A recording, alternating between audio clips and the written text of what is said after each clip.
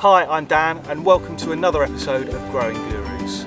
Today I'm going to be talking to you about knife use and how we can help children to work with knives in a safe and creative way. So whether you're a parent or a forest school leader, there'll be loads of tips for you, and hopefully by the end of this video you will have gained the confidence and the skills to go off and begin that journey with your child.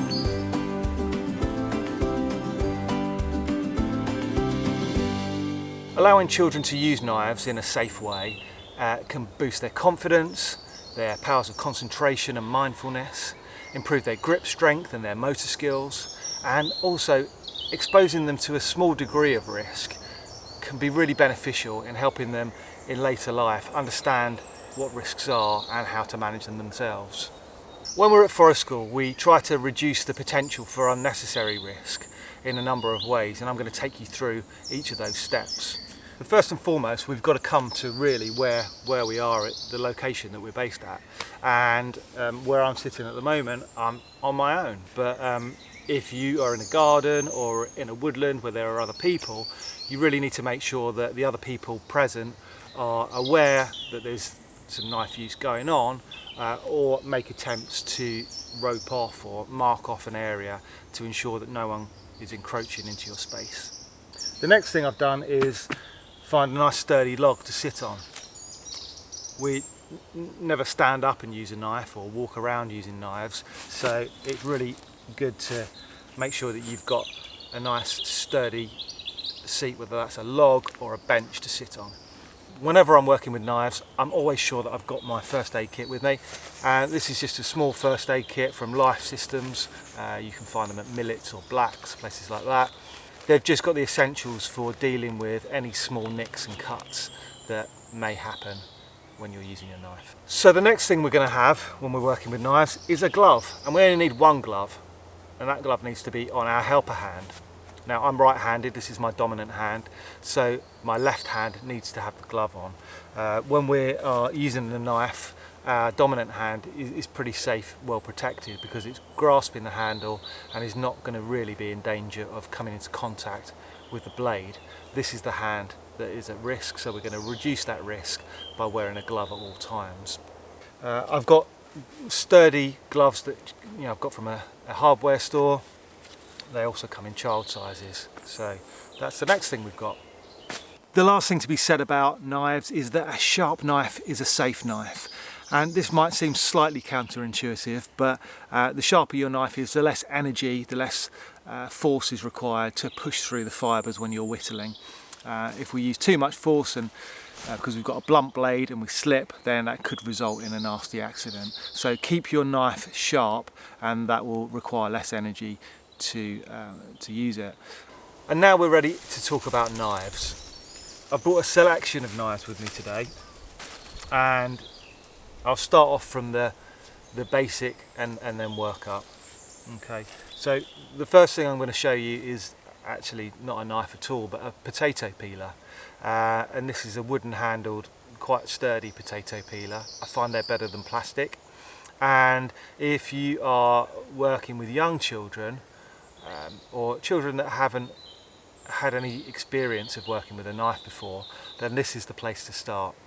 Using a potato peeler mimics the action, the grip and the motion of using a knife in a much safer way, and for as I say, for young children and inexperienced children, they'll find that this is much more satisfying, rewarding, and there's less to think about when you're using this. So I can wholly recommend investing in a potato peeler. If you're feeling like your child is ready to progress on from a potato peeler, then the next thing to look at is a sheath knife. And the one that I've got here is by a company called Mora, and they make quite affordable, well-made knives. This one has got some additional features which make it particularly suitable for younger children or slightly less experienced children. So the handle is quite soft and makes it nice to hold, and the end of the blade is rounded. Now that just reduces a little bit of additional risk that isn't really necessary at this stage. If you're using a knife like this, like my daughter who's got this when she was 5, you're really just going to be using that to peel bark. You're not going to need the tip for any intricate work, so just having a rounded tip just means that it's not going to risk being jabbed into a leg or something like that. So that would be the next thing I'll be looking at, which is a Mora knife. So the next knife that we're going to look at is another Mora knife, and this is the 511. It's pretty similar with the exception that it's got a pointed tip. The handle is a little harder and it's got less give in it, so it's not as comfortable to hold, but it's still got the finger guard there, which gives you that protection from your hand, from your fingers slipping onto the blade. So that's the next step up from the rounded tipped knife. The last knife I've got to show you is the one that I use, and this is a Mora heavy duty. This one has got less of a pronounced finger guard, but it's got a much thicker blade, and that's good for battening wood. So if you use a mallet and you want to split wood, small sticks, that's really handy. And it's also got the end of that ground down, so I can use that with a fire steel to start fires. So that's the Mora heavy duty. Okay, so we're nearly ready to use our knives. The only thing we need to do now is just run through a few final safety rules. And we always do this at forest school in a particular way. This is my sheath knife, this is the sheath, and this is the handle. This is the blade, and this is the cutting edge. When I'm not using my sheath knife, I make sure it's back in the sheath, like that. When I hold my sheath knife, I hold it like this. When I walk with my sheath knife, I walk like this. If I'm passing my sheath knife, I pass it like that, with the handle facing forwards. If I'm having a rest, or if I'm not using my sheath knife, it goes on the ground with the blade facing away from me. When I use my sheath knife, I make sure I'm sitting down at all times, and I've got a glove on my helper hand. I make sure that I'm 2 arms and a tool width away from the nearest person. So once you've run through those final few safety checks, and we do that every time we start using a knife at forest school, then you're ready to begin. It's important to think about what kind of wood you're going to be using. Okay, I've coppiced a fresh piece of lime here.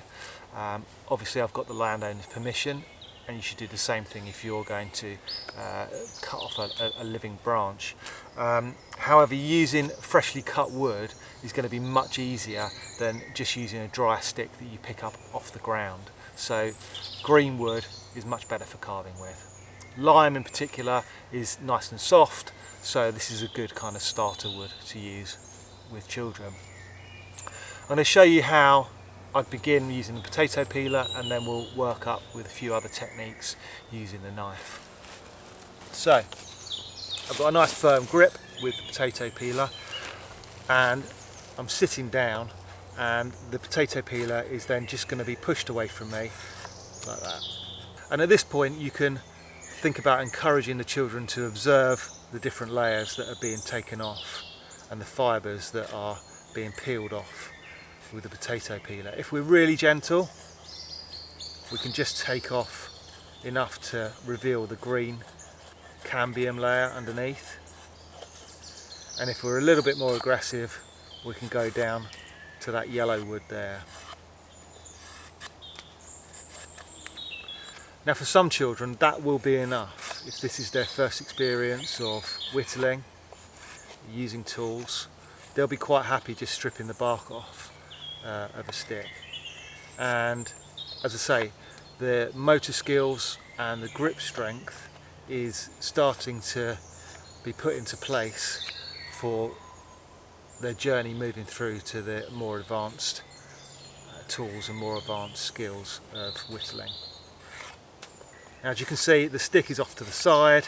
I'm not whittling towards my body like this. I'm not whittling back towards me. And if I get to a point where it's getting a little bit tricky, I can flip the stick round and I can start working on the other side.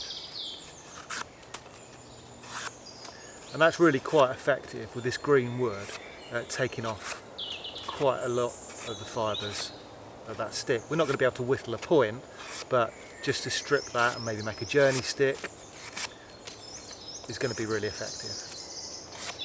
So once you are happy that your child has mastered the potato peeler, they're probably ready to move on to the sheath knife, and we can really just pick up where we left off with the potato peeler. So once they've got that grip strength and that coordination and motor skills that's required, we're really just going to apply the same technique to the sheath knife. So you'll see that as I'm whittling, the only thing that's moving is my elbow. My wrist is locked straight and I'm just bending my elbow so that that's just moving its way down the piece of wood. I'm just taking off a few thin layers of the bark, or maybe a few more fibres of the inner wood. Okay. Now at this point, once the child has stripped off the outer bark, they may want to think about starting to whittle a point. And this is when we start to figure out the nuance of angling the blade in just the right fashion to make sure that we're taking off progressively more and more wood without it getting really stuck because the angle is too steep. So that's really just about playing with the angle at which the knife is to the stick that we're whittling, and that's something that can only be really gained by experience and just spending time with their knife and spending time working on whittling.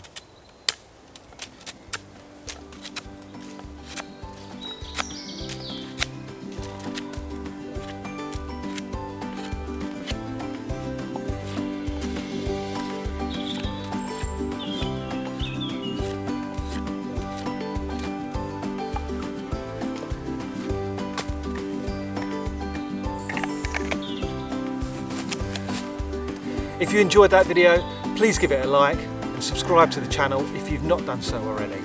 And I hope you'll join me for the next one.